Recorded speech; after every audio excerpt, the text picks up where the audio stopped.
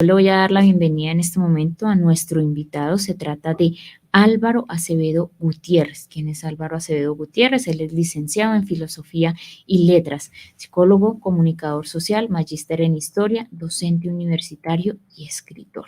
Entonces le vamos a dar en este momento, ya lo tenemos aquí acompañándonos, a nuestro invitado Álvaro Acevedo. Álvaro Acevedo, tenga usted muy buenos días y muchas gracias por aceptar esta invitación del Solidario. Buenos días, con mucho gusto, ¿cómo no? Bueno, con nuestro invitado aquí ya vamos a empezar nuestras preguntas porque son bastantes dudas, Miguelito, lo que tenemos aquí. También nuestros seguidores a través de nuestras redes sociales también ya están planteando muchas preguntas. Paulita, sí, antes de iniciar aquí con, bueno, esta serie de inquietudes que tenemos para nuestro invitado muy especial, Álvaro Acevedo, y bueno, todo lo que nos puede compartir frente a este tema que tenemos en el día de hoy, pues es bueno decir algo para nuestros seguidores en las redes sociales que a esta hora están ahí pendientes. Lo primero es que tenemos un país, digamos, en una situación bastante difícil. Este gobierno saliente de Iván Duque deja un país en una situación social, pero especialmente en una situación económica muy difícil, además de una serie de situaciones anómalas que no deberían darse, pero desafortunadamente está pasando, la expedición de una serie de decretos, una serie de contratos amarrados y realmente un país endeudado pues hasta lo último. Esa es una de las situaciones que hoy tenemos que mirar y vemos cómo al gobierno entrante de Gustavo Petro pues le va a quedar bastante difícil, digamos, esta primera parte en esos aspectos económicos, en estos aspectos sociales, para asumirla frente a los compromisos que hizo. Por eso aquí tenemos que enviar un mensaje a todo el pueblo colombiano, y es que esta es una etapa de transición, es una etapa donde tenemos que admitir la realidad que hoy tenemos de nuestro país y entender que los cambios no se producen de la noche a la mañana y que todo esto será un proceso y que seguramente hay muchos intereses de gente que no es amiga del gobierno entrante, que estará lista a buscarle, como dicen por ahí, la piedra en el zapato, para buscar excusas para demeritar este gobierno. Así que tenemos que entrar en una etapa de comprensión y quienes ayudamos a elegir este nuevo gobierno, pues tenemos que ayudar a construir en medio de toda esta situación. Por eso en el día de hoy pues tenemos a nuestro invitado muy importante y Paulita, pues aquí la gente plantearemos una serie de inquietudes. Entonces empezaremos por preguntarle a nuestro invitado en el día de hoy, agradeciéndole que esté hoy aquí presente, de Álvaro Acevedo. ¿Qué es lo que se celebra el 7 de agosto? ¿Cuál es ese contexto histórico de esta celebración? Sí, Paulita. Bueno, aquí, bueno, tenemos una serie de preguntas. Yo quiero que nuestro invitado, por parte de nuestro invitado, recordemos de pronto ese pequeño contexto de qué se celebra el 7 de agosto, o sea, mañana, 7 de agosto, ¿qué se celebra? Hablemoslo, Álvaro, desde ese contexto histórico, desde esta celebración. ¿Cuál sería ese contexto del 7 de agosto desde la parte histórica, Álvaro? Bueno, el 7 de agosto diríamos que es una fecha que es la propia independencia militar del país, porque la independencia política se viene gestando desde el 20 de julio de 1810, pero diríamos que con la batalla de Boyacá se cierra una etapa de lo que podríamos denominar independencia militar. Sin embargo, hay que notar que, pues, si es verdad que la batalla de Boyacá lo cierra, hay una batalla que a veces las personas olvidan, que fue 3 días antes, y fue la batalla del 4 de agosto en Charalá, la batalla de Piedad, que diríamos que es aquella que le cierra el escenario a Lucas González, que era el gobernador de la zona del Socorro y que tenía un ejército que provenía de Cartagena y el ejército que tenía en el Socorro y era el que se iba a unir con el general Barreiro. Pero la batalla de Piedad en Charalá, con las guerrillas de Coromoro, de Gonzaga, de Valentino, de Cincelada, lo detienen, que era la famosa guerrilla de los Santos, de Antonia Santos, que había sido inclusive fusilada unos días antes en el Socorro, y eso había hecho que la gente se se rebelara en la zona del Socorro. Tradicionalmente, desde la época de los comuneros, era una región de mucho cuidado para el rey de España y para los gobernantes españoles aquí. Entonces, eso va a frenar los ejércitos que vienen de la zona de los Santanderes y permite que Bolívar se encuentre con un ejército más debilitado, que había perdido inclusive la batalla finalizando julio, unos días antes, unos 6, 7 días antes, en el pantano de Vargas. Entonces el 7 de agosto cierra algo así como ese ciclo de batalla, ¿no? Ese ciclo de batallas, y el 7 de agosto pues ya es definitivamente la derrota militar grande, porque las guerras siguen dándose, los conflictos siguen dándose en varias regiones del país, pero se puede decir que es aquella que cierra propiamente esa etapa de casi 7 años de conflicto armado, que es una guerra civil aquí entre los españoles y partidarios de los españoles con los americanos, criollos americanos de la independencia. Álvaro, yo quisiera que hiciéramos como desde la parte histórica una pequeña comparación, ¿no? Entre cómo se vivía en 1819, cómo vivimos en la actualidad y cuáles serían esas diferencias y cómo esos aspectos que siguen igual, que no han cambiado desde 1819 a la fecha. Una pequeña línea como de comparación desde 1819 a la fecha y qué permanece, qué no ha cambiado. Bueno, a ver, yo creo que lo que sucede en 1819 es el triunfo de la élite local frente a la élite española. Aquí no sale ganando sino la élite, es decir, los hijos, los descendientes de la élite fundacional del nuevo Reino de Granada, en este caso lo que hoy llamamos Colombia.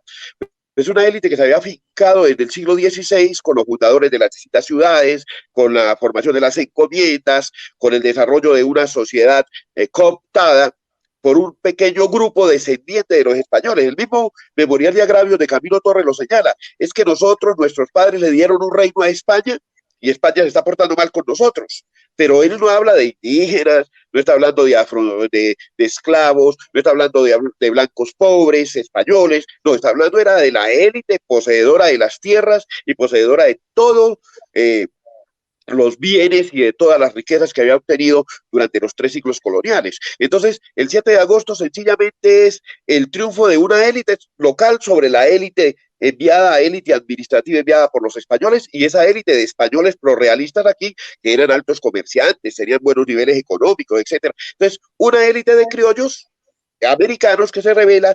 Entonces, en ese sentido, pues prácticamente es la continuidad del poder en manos de la élite. Lo que sucede ahora es distinto. Es una generación de hombres y mujeres que estamos bordeando entre los 50, en este momento entre los 50 y los 70 años, 80 años, que nunca habíamos ganado unas elecciones. Nunca habíamos sabido lo que era el poder. Veníamos de derrota en derrota en derrota. Y diríamos que hoy le corresponde al pueblo la voz que no había tenido en estos 5 siglos. Diríamos que este es un cambio muy importante. No se compara nada con el 7 de agosto, porque el 7 de agosto sencillamente es una transición de poder, mientras que ahora es distinto, porque ahora es una generación que ha votado siempre por la izquierda, que ha estado en la izquierda y nunca había tenido el poder y siempre se había acostumbrado a perder, por fin ganó. Entonces diríamos que esto es un quiebre político muy importante de 5 siglos. Es una oportunidad, pero también es un desafío muy grande. Efectivamente, entonces creemos que es muy importante lo que en este año o a esta generación o a estas generaciones nos tocó vivir, que es la expectativa que se tiene hoy frente a más de 212 años de lo mismo. Entonces hoy vendrá un cambio, por eso se habla del cambio. Vamos a mirar cómo le va al pueblo, porque esa es la realidad, esa es la expectativa, y entre todos estaremos ahí pendientes de esta situación. Para redondear, pues aquí tenemos que decir que en estos días se han celebrado muchas o conmemorado muchas situaciones. 20 de julio recientemente fue cuando se usó la excusa del préstamo del florero, recordemos, para dar el grito de independencia, pues que inicia con la lucha por nuestra anhelada libertad. Y el 7 de agosto del año 1819 con la batalla de Boyacá, donde se concluye esa campaña independentista para construir una nueva nación conocida como la Gran Colombia. Entonces, esta historia, los hechos que marcaron estos 9 años, de 1819, 1810, 1819, pues de estos años son dos celebraciones patrióticas que muchos historiadores las han clasificado en dos periodos: el periodo de la patria boba y la reconquista española, que se libraba simultáneamente con la lucha por la independencia. Pero bueno, también en estas fechas coinciden otras situaciones a las cuales pues tenemos que también hoy en este espacio hacer referencia y aprovechar a nuestro invitado en esos temas. Entonces, como hoy es un especial, digámoslo así, en este solidario de todo lo que tiene que ver con la historia, pues el 6 de agosto se celebra también, el día de hoy 6 de agosto, el cumpleaños de la ciudad de Bogotá. Hoy su aniversario número 484 en este marco histórico de esta hermosa ciudad. Álvaro, ¿qué importancia tiene Bogotá para el país y para el mundo? Pues diríamos que Bogotá en su fundación se convierte en el núcleo de lo que va a ser la Nueva Granada. Precisamente, digamos que una ciudad construida, digamos que fundada tan lejos del mar, pero que encuentra un sitio como el altiplano cundiboyacense, ocupado por uno de los pueblos más avanzados de la zona de la actual Colombia, pues eso permite ese acto fundacional. A pesar de que Bogotá es una ciudad que durante casi 4 siglos permanece allí entre las nubes, perdida. Yo creo que García Márquez en Cien años de soledad la define muy bien. Es una ciudad fría en Lóbrega, allá escondida en las nubes y en las montañas, respecto a otras capitales de América que estaban más cerca al mar, más cerca al contacto con el mundo. Pero sin embargo, el ser centro de la ciudad la convirtió como un polo de atracción a través de los muchos procesos migratorios. Y entonces Bogotá poco a poco se fue convirtiendo en eso que se llamaba la Atenas sudamericana y después en el polo de atracción de todas las regiones del país. Y pues hoy indudablemente Bogotá es una ciudad en el panorama mundial, una metrópoli, ya podemos hablar de Bogotá, muy importante. Entonces representa no solamente la unión de los colombianos en el centro del país, sino que también es el polo de atracción y la ciudad en ese momento pues más desarrollada, una de las ciudades más desarrolladas de América. Es importante esta apreciación, este punto de vista de lo que es la capital de la República, que también agregaríamos que hoy pues es un destino turístico y hay muchos sitios que hay que visitar y que pues a veces dejamos a un lado la importancia que tiene aquí la capital de nuestro país. Y de igual manera también en el tema económico, como es que Bogotá, pues por ser un gran porcentaje de la economía se mueve alrededor de todo lo que hay en ella, lo que tiene que ver con las industrias, especialmente las grandes fábricas que están pues lógicamente aquí centradas en el país, porque eso pues facilita también muchas cosas, donde pues eso, Bogotá pues también, como se dice por ahí, un polo muy importante dentro de nuestro país para el tema económico, para el tema turístico, y pues que hoy tenemos que destacar en estos 484 años de conmemoración de nuestra capital de la República. Álvaro, en relación con el análisis del informe, de la enseñanza de la historia, porque pues todo esto está aquí articulado y pues lo tomamos así un poco, digámoslo, rápido, pero importante. Ese análisis del informe de la enseñanza de la historia, ¿cuál es la importancia de esas directrices para la recuperación de la memoria de nuestro país? A ver, yo creo que aquí hay que hacer un trabajo epistemológico. El trabajo epistemológico es evidente. Yo creo que la historia de Colombia, como decía Karl Popper, es una historia blanca, una historia de oro. Se ha hecho una historia de oro porque se ha mirado solamente, por ejemplo, en la independencia, en el 7 de agosto, miramos y lo que pues, sucede en el periodo de la independencia, miramos siempre a una élite que tenía el poder. Pero, por ejemplo, no miramos a las figuras más importantes. Se desconoce mucho en la historia, por ejemplo. No se desconoce, por ejemplo, a José María Carbonell, que fue muy importante. Entonces, desconocemos ese tipo de actores. Por ejemplo, Antonia Santos, la desconocemos. Se menciona a la Pola, por ejemplo, Águeda Gallardo, se desconoce. Es decir, yo creo que esta es una historia que epistemológicamente se ha construido desde un sujeto dueño del poder y que ha cooptado el poder y es la forma de ver la historia que inclusive hasta mañana se mantiene mucho, por ejemplo, cómo se nombra a alguien que dirija el Centro de Memoria Histórica. Precisamente es como para mantener o cambiar la historia. Digamos que eso es una cuestión que desde Maquiavelo, inclusive algunos pensadores indígenas nuestros como Tlacaelel, por ejemplo, en México, o Pachacute en el Perú, que decían, no, la única forma de que los incas se sostengan y que tengan, construyan un nuevo mundo, y los aztecas construyan un nuevo mundo, es cambiar la historia. Entonces yo creo que el que tenga epistemológicamente ese poder del sujeto, capaz de mostrar lo que le ve a la historia, pues ahí lo que vamos a seguir en ciencias sociales es enseñando lo mismo. Un país sin memoria, pero tenemos la oportunidad de construir desde el punto de vista epistemológico un nuevo sujeto histórico y un nuevo sujeto que sea capaz de ver la historia. Y para eso hay que darle un vuelco fundamental a los textos de historia, a la construcción de la historia, porque la verdad en ese país se muestra la historia simplemente oficial, y la historia que se ve de un sector de la sociedad que es la que construye desde hace 5 siglos la visión. Entonces, en ciencias sociales yo creo que hay que estudiar más que historia, hoy epistemología. ¿Y por qué epistemología? Porque ese sujeto tiene que tener una fuerte crítica social, el estudiante, el niño desde abajo, pero también el profesor, porque es que el profesor es el que debe cambiar la mentalidad del concepto digamos que de educador que él tiene sobre la historia, porque seguimos repitiendo lo mismo y no se enseña un pensamiento crítico. Entonces, para mí, la fortaleza fundamental de los profesores de ciencias sociales es la fundamentación epistémica. Un nuevo sujeto frente a una nueva visión de la historia. Y lo que se denominó hace unos años, la nueva historia, pero que quedó en el papel, porque según lo que alcanza uno a percibir como docente universitario, profesor de maestría muchas veces, es que no quiere cambiar la mentalidad del docente para enseñar la historia. Y eso, pues, permanece la memoria histórica en ese sentido.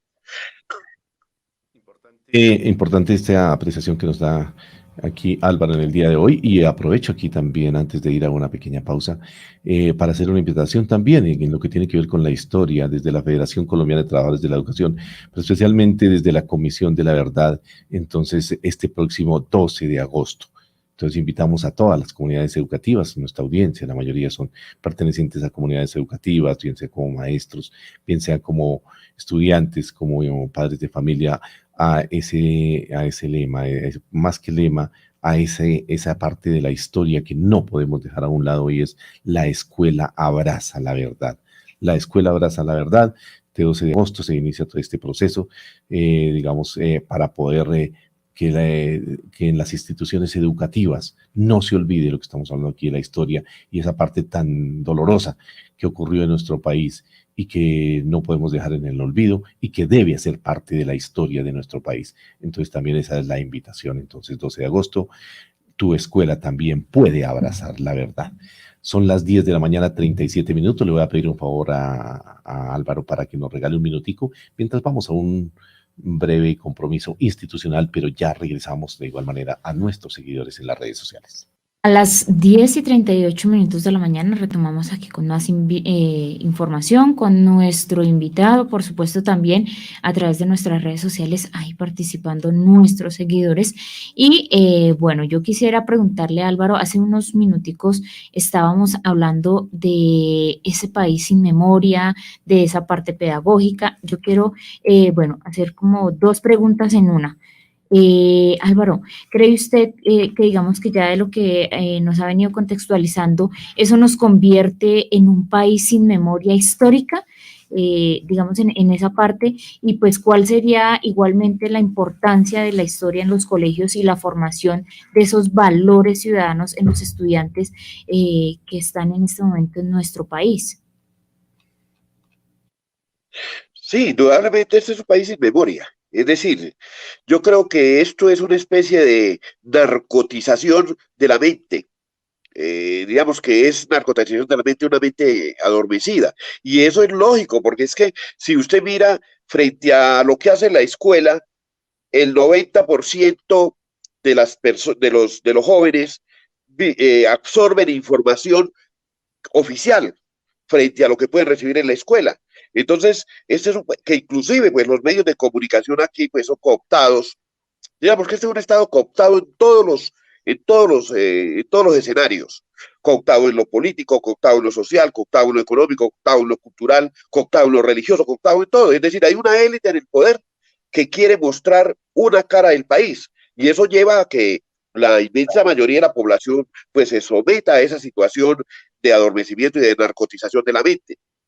Entonces, frente a la ausencia o frente a lo poco que se trabaja en la vida escolar, en los colegios, por más que se hagan muchas cosas, los jóvenes, los niños, pues se encuentran cuando salen de la escuela con una información y se convierten en una esponja de esa información externa. Entonces yo creo que ese tema de la memoria histórica implica, tal vez tenemos la oportunidad ahora de mostrar otra forma nueva desde el punto de vista epistemológico de enseñar la historia y de enseñar lo que ha sido el país.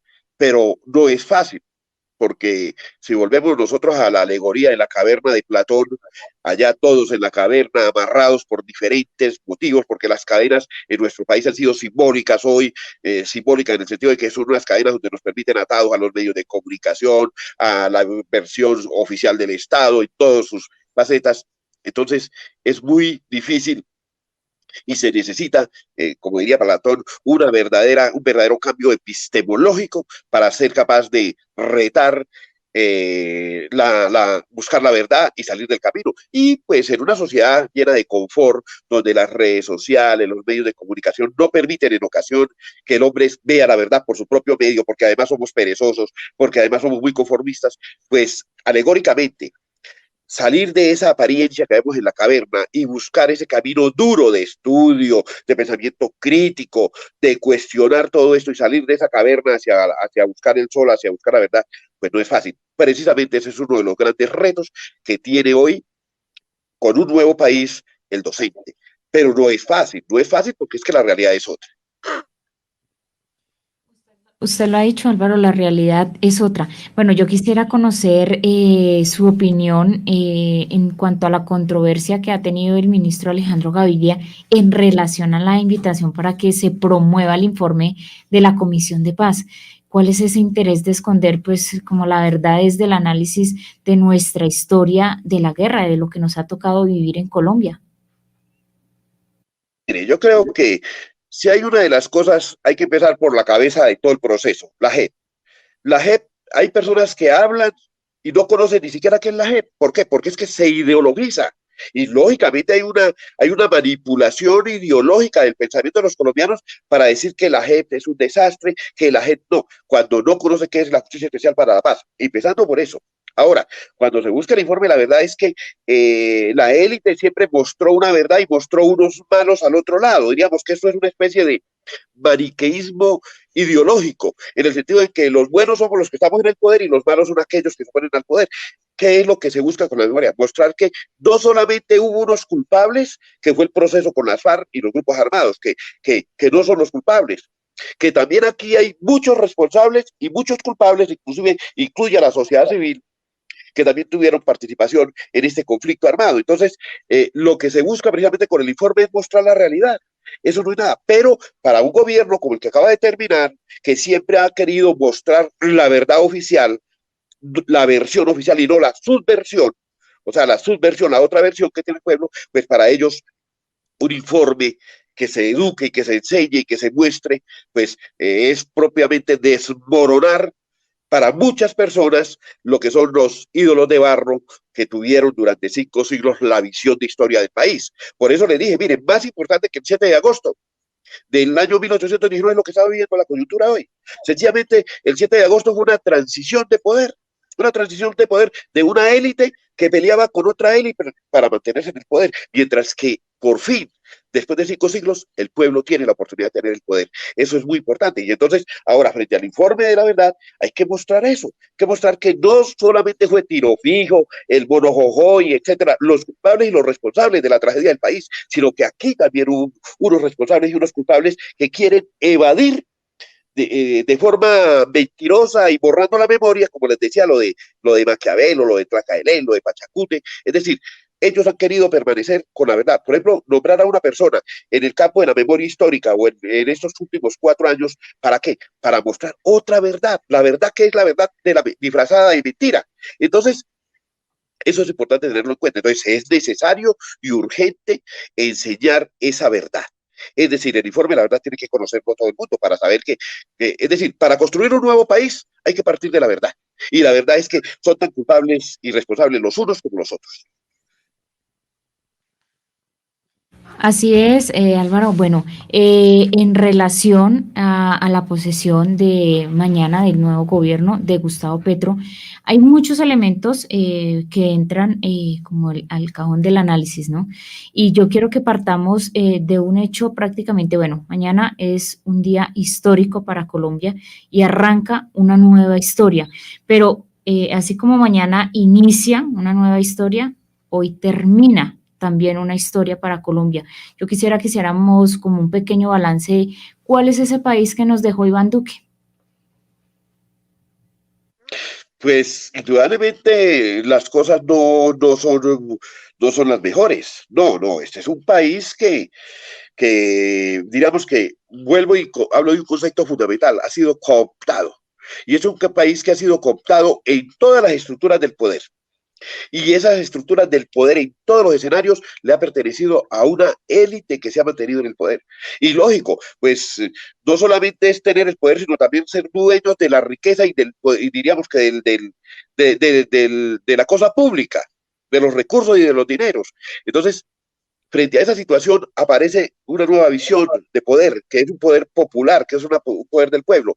Yo creo que es muy nefasta la historia del país, así como ha sido mucho en América Latina. Yo creo que ha sido nefasta. Y este gobierno de Gustavo Petro, yo creo que no la va a tener muy fácil, porque tendrá que enfrentarse a esos tentáculos, a esos pulpos del poder que están en todas partes, porque es que están en todas partes, entonces no va a ser fácil.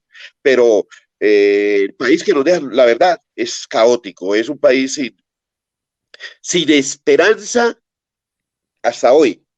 Y mañana renace una nueva esperanza. Y por eso les digo, para mí más importante que el 7 de agosto de 1819 es mañana.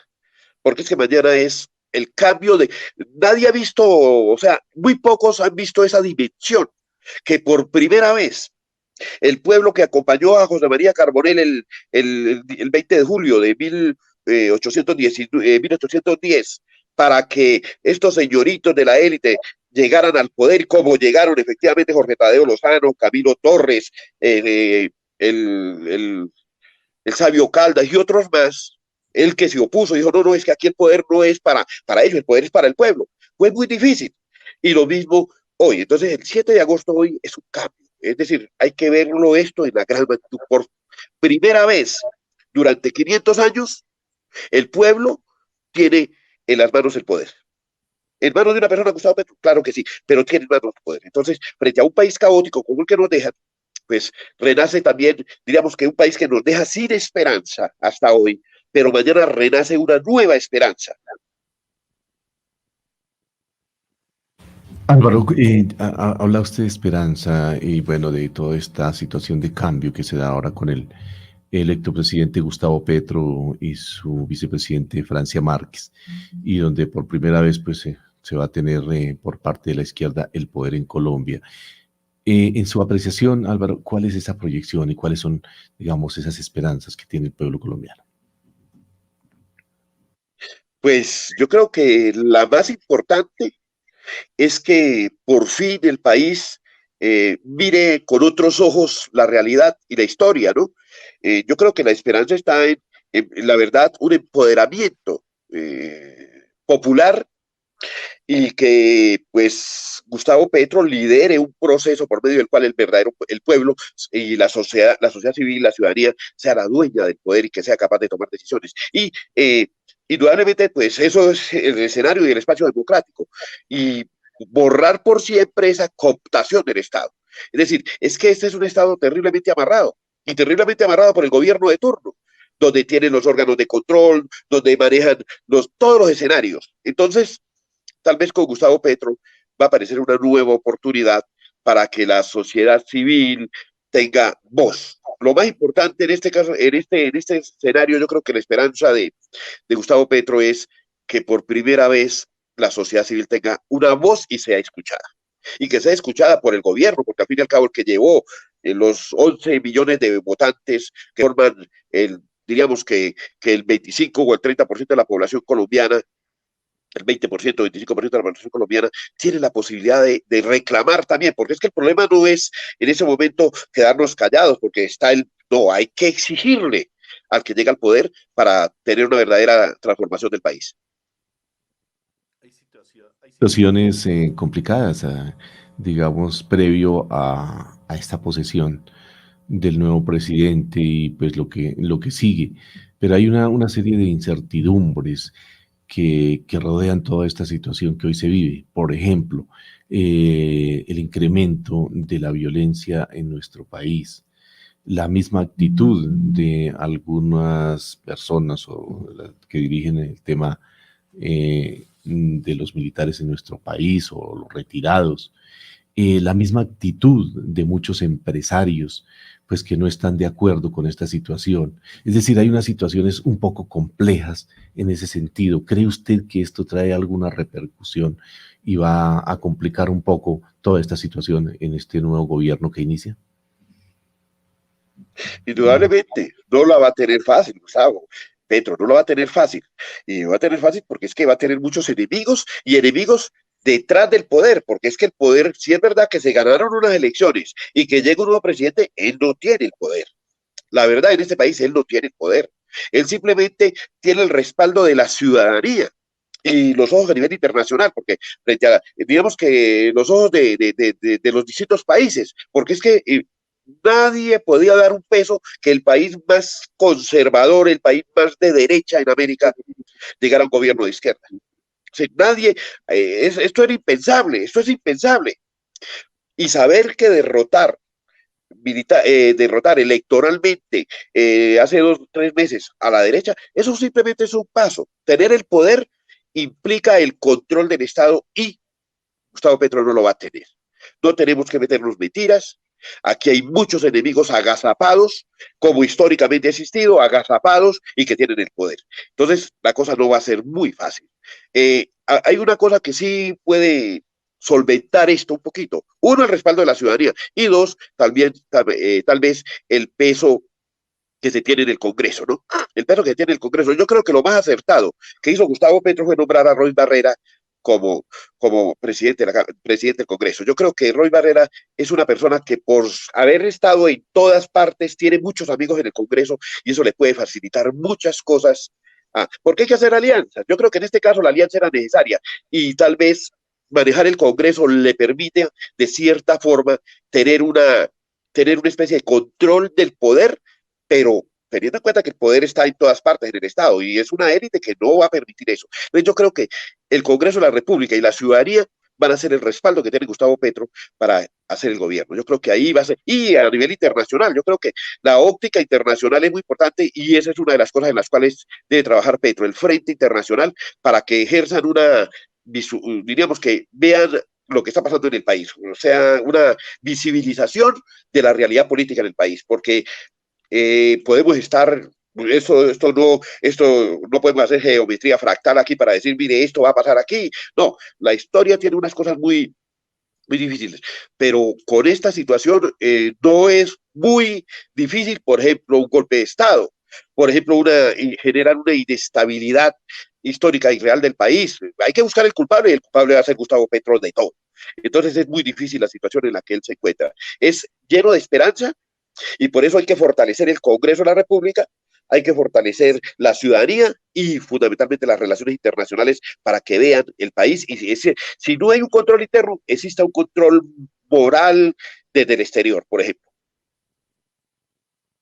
Ha dicho, en el Congreso de la República, pues se tienen que hacer este tipo de alianzas, incluso pues a veces con sectores que no estamos muy de acuerdo, pero o que el mismo, digamos, presidente no está de acuerdo, pero que se necesita para algo que usted ha dicho aquí muy importante, y es tener esa cercanía, esa gobernabilidad para poder desarrollar también todo lo que se tiene proyectado, o algunas de las cosas proyectadas, porque no va a ser nada fácil.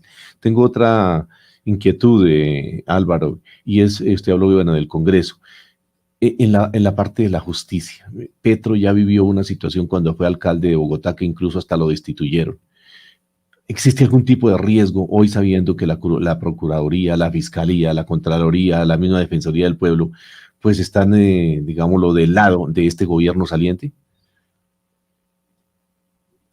Indudablemente. Es decir, es que, a ver, Petro ganó unas elecciones. Digamos que el pueblo que acompañó a Petro ganó unas elecciones, pero no ganó el poder. ganó unas elecciones, pero no ganó el poder. Se tiene un presidente que precisamente, como le señalaba, tiene que trabajar muy fuerte en el Congreso. Y vuelvo y le digo, eso de Roy Barrera, todo el mundo lo critica y lo cuestiona, pero para mí fue muy acertado, porque esa es una persona que une y digamos que llama a muchos miembros del Congreso para tener y sacar adelante los proyectos. Yo creo que ese es un éxito. Dos, el respaldo de la ciudadanía, pues es un respaldo que es simplemente de opinión, pero que también va a ser muy importante, y a nivel internacional también mirar. Entonces, el poder está agazapado. Petro ganó unas elecciones, pero la élite que perdió el poder es muy supremamente poderosa, es la élite más poderosa que hay en América Latina. La élite que ha tenido el poder en Colombia es la élite más poderosa y más peligrosa, porque es que una cosa es tener el poder y otra cosa es ser peligrosa, porque esta es una élite que no tiene límites morales.